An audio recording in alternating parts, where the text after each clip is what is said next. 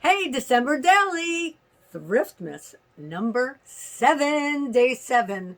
So today I want to talk about what to expect, basically the pros and cons of selling. And I'm going to be talking mostly about Poshmark because that is the platform that I sell the most on. So I think I'm always like all into the positive, but today I'm going to start with the negative so that we can get to the positives last and be on a positive note. I am Marian from Attire and Beyond. I am a reseller on Poshmark mostly, but a little bit on Mercari and starting a little bit on Depop. I also do sell into the Real as of a few months ago. I've been doing this for a few years now, and I had a retail store in between. So if you can only imagine, I have thousands of items, not only clothing pieces, I do home goods, vintage now.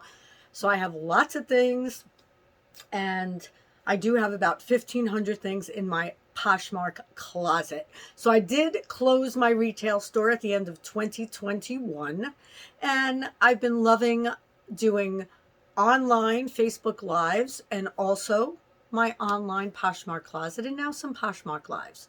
So I am doing a show every day in December, but if I miss a day, please excuse me because I do have certain health issues that sometimes prevent me, but I do make it up the next day with 2. Hopefully I'll never have to make it up with 3. So let's talk about, first, welcome if you're new, and if you are coming back and watching, thank you so much. Welcome to you too. Please feel free to leave comments. I love comments. I love answering your questions. Now, I'm not an expert like some of the other people who've been doing this for 18 years. I've only been doing it a few years, and I really had to learn and grow. And that's why I like sharing these things with you, so you can learn from my mistakes and maybe they won't happen for you. And I do have notes right here. So if you see me looking down every once in a while, you know why. So the cons, and I'm mostly talking about selling on Poshmark, but this is throughout all platforms. The ups and downs. You're going to have ups and downs. You're not going to have a steady salary unless I should say income. You are totally consistent with everything you do, then you might have a chance. But when I mean totally, I mean every day doing the same amount of items that you put on, the same things that are working for you, etc. Because there are big businesses who will know what they're going to make every day. But I think in the beginning, and even for the first few years, ups and downs are definitely part of the plan.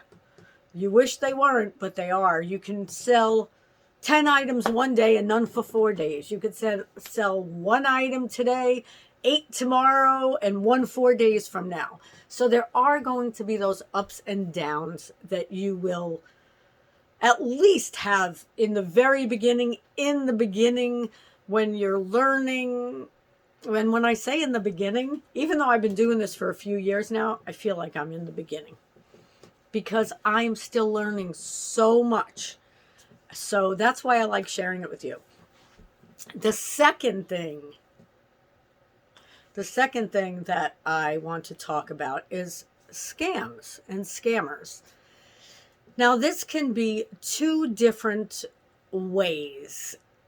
You can get scammed by what I'm going to talk about next, which is people who open cases, or you can get scammed by someone who is a seller that you're buying from and you don't get the product as described, you don't get the item at all. There are just so many different ways, so just beware of scammers. Now, the second one that is open cases is the real one that I want to bring out in this December daily. You're going to send things out that are in perfect condition, right? There'll be some things that are in perfect condition, some that aren't. Make sure you put that all in your description. And you're going to all of a sudden see a case opened. And when I say a case opened, in case you're new, on Poshmark, that's the only one I know about cases. Someone will open a case and say, I received this item. Now remember, it's perfect. You checked it over 83,000 times before you sent it. It was yours, so you know. And let me just get an example. So you send out this beautiful top, right? You check all the beads. You make sure there are no rips, no nothing, right? All of a sudden, you get a case open. And they send a picture, and the picture is of a top that might look like that, but it's not that top. And it's ripped or whatever. I feel like they're replacing a top of theirs, and then they want to return it. And of course, you know they're going to return that other top that isn't yours. That is definitely a scam that I've gone through before. The other one is, and this is important because I was able to save myself the second time this happened. The first time I did, but it took months. Someone, let me think of which one this was. Oh, yes. So here I sent out this Michael Kors tote. That was mine. And it took everything to sell it because it was my first Michael Kors ever. And it just took a lot to sell it. And I sold it for a really, really good price, sent it out. And that day I had the either mail person pick it up or I just dropped it off. I didn't get a receipt. And I sent it out, and all of a sudden there's this case open that, my camera is moving, sorry. There's this case open that they didn't get the item. They got some kind of, I don't know, car brochure or something. And I wrote, I got so upset, right? Because I knew I was already losing money on this item. I hated to give it up. But not only that, because you have to keep the emotions out sometimes, all the time. But I knew this wasn't true. She said that all she got was this thin envelope that had this brochure in it. So I wrote back and explained that that is not what I sent, you know, in a very nice way, because, you know, Poshmark's reading this, right? That's not what I sent. I'm sorry this happened, blah, blah, blah. Then she changes her story a little bit and says, well, it has another address on it when I ripped it off, blah, blah, blah. So I'm still thinking to myself, yeah, that still is not what I sent you. So, blah, blah, blah. Poshmark agreed with her and had her send me back this brochure, and they gave her her money back, but they didn't give me mine back. Now, for me, this is not like Poshmark, and this was a long time ago. Poshmark usually does it right. They do it right. Whether it's for the buyer or the seller, they do it right. I know a lot of people won't agree with that, so sorry. But for me, they've always done right by me. So, you'll have these open cases. Here's what I did. I kept writing to them because I wasn't going to give up on this. I was not going to give up on it. It was actually bothering me. I thought about not selling on the platform anymore. I mean, I was mad. So what I did was I just kept sending an email like every month till I got the right person and explained it to them and sent them what they had sent back to me. I got the heater on. It's getting a little hot. And sorry for that light in the background. And then I got my money back and I was so happy. But what I learned from that was if you have something that's more expensive or that, you know, you want to be able to prove, bring it into the post office because then they get it and scan it. They weigh it. So you have your proof right there. If I had that receipt for that bag, I would have had the weight on it. They would have known it wasn't just a little piece of paper. So my fault, but people are going to do that.